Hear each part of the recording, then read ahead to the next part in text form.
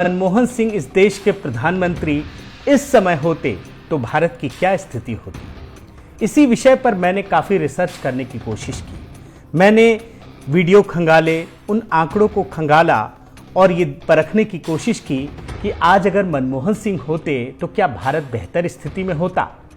मैं अभी आपके सामने कुछ ग्राफिक्स वीडियो के जरिए ये बताने की कोशिश करूंगा। मैंने जो रिसर्च किया और मैंने जो पाया, साल 2009 में ऐसी ही एक महामारी ने पूरी दुनिया को जकड़ लिया था। उसका नाम था स्वाइन फ्लू। स्वाइन फ्लू से भारत ही नहीं, पूरी दुनिया का कोई भी देश अछूता नहीं था। उस समय जो मैंने देखा, 11 जून 2009 को वर्ल्ड हेल्थ ऑर्गेनाइजेशन ने इसे महामारी घोषित किया। महामारी घोषित करने के 3 महीने तक, यकीन मानिए 3 महीने तक भारत सरकार सोती रही। जब अगस्त 2009 में मरने वालों का आंकड़ा बढ़ने लगा, तब जाकर मनमोहन सरकार की नींद टूटी। आप ये पहले 2 वीडियो देखिए। I have therefore decided to raise the level of influenza pandemic alert from phase 5 to phase 6. The world is now at the start of the 2009 influenza pandemic. पिछले 36 घंटों में स्वाइन फ्लू ने एक के बाद एक 3 जानें ले ली। मामले की गंभीरता को देखते हुए अब प्रधानमंत्री कार्यालय खुद स्वाइन फ्लू पर नजर रखेगा। प्रधानमंत्री मनमोहन सिंह ने स्वास्थ्य मंत्री से कहा है कि वो खुद उन्हें रोज स्वाइन फ्लू की ताजा हालात की जानकारी दें। साथियों, अभी आपने 2 वीडियो देखे, ये दोनों 2009 के हैं। अब आप साल 2020 में आइए। इस समय कोरोना महामारी पूरी दुनिया को जकड़ चुकी है।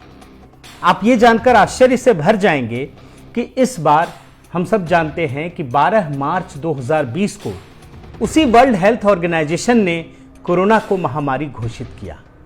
लेकिन ये हम सब के लिए बहुत गर्व का विषय है कि भारत सरकार उससे 2 महीने पहले ही सक्रिय हो गई थी।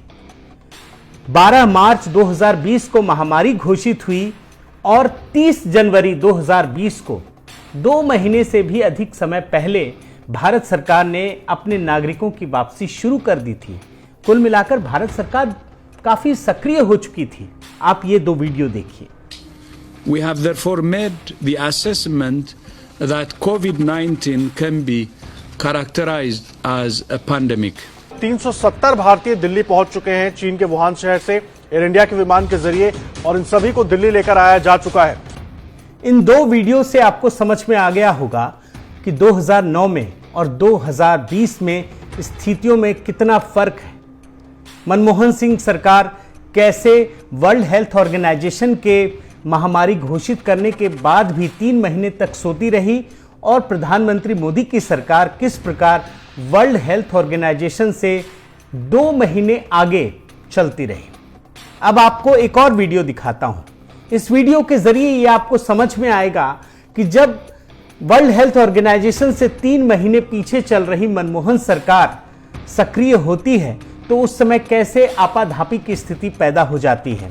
हालात ये हो जाते हैं कि 3 महीने के बाद मनमोहन सरकार अपनी गाइडलाइंस जारी करती है, लेकिन उसमें इतना भ्रम होता है कि सिर्फ 4 दिन बाद उसी गाइडलाइंस को बदलना पड़ता है।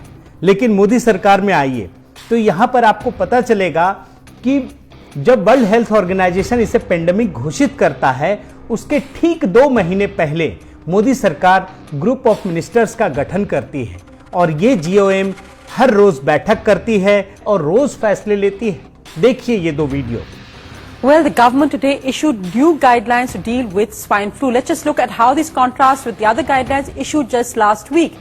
The main difference seems to be that they say that hospitalization is not needed for testing. They say that no quarantine is required, home treatment is possible. Private hospitals are asked to ensure reporting of swine flu cases. Now, the guidelines for just last week said that for testing, you have to be hospitalized, no home isolation of positive cases. Prime Minister's Principal Secretary P.K. Mishra reviews the coronavirus preparedness and arrangements. A group of ministers chaired by Health Minister Harshvardhan has been monitoring the situation on a daily basis. साल 2009 का एक ऐसा video अब दिखाऊंगा जिससे आपको पता चलेगा कि उस समय स्थिति कितनी भयानक हो चुकी थी। जबकि हम सब जानते हैं कि कोरोना इस समय जिस रूप में है, जिस प्रकार की महामारी है, स्वाइन फ्लू उतनी बड़ी महामारी नहीं थी। लेकिन इसके बावजूद उस समय जब 3 महीने के बाद सरकार जागती है तो खुद हेल्थ मिनिस्टर उस समय गुलाम नबी आज़ाद थे, उनको ये कहना पड़ता है कि लोग अस्पतालों में ना जाएं, भीड़ ना लगाएं। उन्हें ये तक कहना पड़ता है कि एक एक जांच के लिए 10,000 रुपये लगते हैं, इसलिए कृपया आप अपने घर पे रहें, बेवजह अस्पतालों में ना आएं। लेकिन जो हेल्थ मिनिस्टर उस समय कहते हैं, ठीक उसका उल्टा होता है। हेल्थ मिनिस्टर मना करते हैं, लेकिन जनता पैनिक में होती है और अस्पतालों में लंबी लंबी लाइनें लग जाती हैं। साल 2009 का ये 2 वीडियो देखिए। उसमें एक टेस्ट करने को 10,000 रुपए लगे। तो जहां मैं एडवाइस करूंगा टेस्ट करें, वहां ये भी साथ बताना चाहूंगा कि हर खांसी जुकाम वाला टेस्ट करने में मत भागे, क्योंकि फिर न इतनी कैपेसिटी है, फिर असली जो बीमार होगा वो बाहर रहेगा और खांसी जुकाम वाला टेस्ट के लिए भागेगा। अस्पतालों के बाहर स्वाइन फ्लू की दहशत के मारे लोगों की लंबी लंबी कतारें लगी हैं। लेकिन इस वायरस से बचिए, क्योंकि ये आपको ही नहीं देश की स्वास्थ्य व्यवस्था को भी नुकसान पहुंचा रहा है। लिमिटेड सेंटर्स है हमारे पास और किट्स भी बहुत लिमिटेड है। अब इस वीडियो की तुलना आप आज के हालात से कीजिए। कोरोना को लेकर सरकार इतनी सतर्क है शुरू से ही कि उसका असर आपको देखने को मिलता है। आपको ध्यान होगा और हम लोग सब अभी इसके गवाह हैं कि प्रधानमंत्री मोदी ने एक अपील की। पहली बार कोरोना महामारी को लेकर उन्होंने अपील की कि हम लोग पूरा देश जनता कर्फ्यू लगाएं, और पूरी दुनिया ने देखा कि किस प्रकार भारत के 130 करोड़ लोगों ने इस जनता कर्फ्यू का पालन किया। खास बात यह है कि ये कोई कानूनी बाध्यता नहीं थी, ये स्वेच्छा से की जाने वाली चीज थी। लेकिन प्रधानमंत्री मोदी की इस अपील का पूरे भारत पर असर पड़ा। प्रत्येक देशवासी से एक और समर्थन मांग रहा, ये है जनता कर्फ्यू। जनता कर्फ्यू यानी जनता के लिए, जनता द्वारा खुद पर लगाया गया कर्फ्यू। आज देश भर में जनता कर्फ्यू पर जो सन्नाटा है, जिस लड़ाई को हम अलग अलग रहकर मिलकर लड़ रहे हैं, उस लड़ाई की हर तस्वीर आपको इस स्क्रीन पर नजर आएगी। तो आपने देखा उस समय हेल्थ मिनिस्टर बार बार मना करते रहे, लेकिन लोग पैनिक में थे। इस बार प्रधानमंत्री ने सिर्फ एक अपील की और पूरा भारत उनकी बातों को मानने लगा। अब इसका एक व्यापक रूप देखिए। 2009-2020 की एक तुलना दिखाता हूं। साल 2009 में जब स्थितियां सरकार की लापरवाही की वजह से बेकाबू हो गई, तो उस समय दवाइयों की भारी कमी हो गई। उस समय भारत को इन दवाइयों के लिए विदेशों पर निर्भर रहना पड़ता था। अमेरिका उस समय दाता था और भारत एक याचक की स्थिति में था। लेकिन आज वही स्थिति बदल चुकी है, और ये सिर्फ मोदी सरकार की वजह से आज अमेरिका, यूरोप, जितने बड़े देश हैं वो याचक की स्थिति में है, वो मांग रहे हैं, और भारत इस समय देने की स्थिति में है। ये कितना बड़ा फर्क है जो हम सब देशवासियों को गर्व से भर देता है। जरा ये वीडियो देखिए। जो ये किट्स आते हैं बाहर से आते हैं, अमेरिकन कंपनी से। एक ही कंपनी के पास पेटेंट है इन किट्स का, और हमारी गवर्नमेंट भी इंपोर्ट करती है इसे बाहर से। तो अननेसेसरली वो केओस हो जाता है, और जिन लोगों को एक्चुअली पे टेस्ट करने की जरूरत है शायद उन पे ना हो पाए, क्योंकि इतने ज्यादा लोग आ रहे, इतने प्रेशर हो रहा है, उससे ज्यादा पैनिक फैल रहा है। भारत सरकार ने यह फैसला लिया है कि वो तमाम पड़ोसी मुल्क जो हम पर निर्भर है उन्हें भी हम देंगे। इसके अलावा अमेरिका और कुछ ऐसे देश जो बुरी तरह से प्रभावित है, हम उन्हें भी देंगे। तो देखा आपने, ये वीडियो हमें और आपको गर्व से भर देने वाले हैं। अब आप इसके कंक्लूजन में आइए।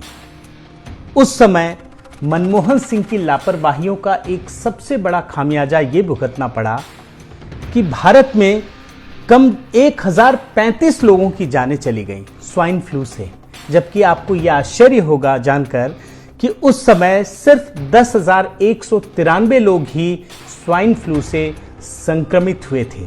इसको अगर आंकड़ों में देखें तो पूरे विश्व में मरने वालों की संख्या, मरने वालों का प्रतिशत मात्र 0.8 था पूरी दुनिया में, जबकि भारत में मरने वालों का प्रतिशत 10% रहा। जरा आकलन कीजिए, पूरी दुनिया में मरने वालों का प्रतिशत 0.8 और भारत में 10%। और अब आप कोरोना महामारी से तुलना कीजिए। आज कोरोना की वजह से पूरी दुनिया में 16 लाख से भी ज्यादा लोग संक्रमित हो चुके हैं।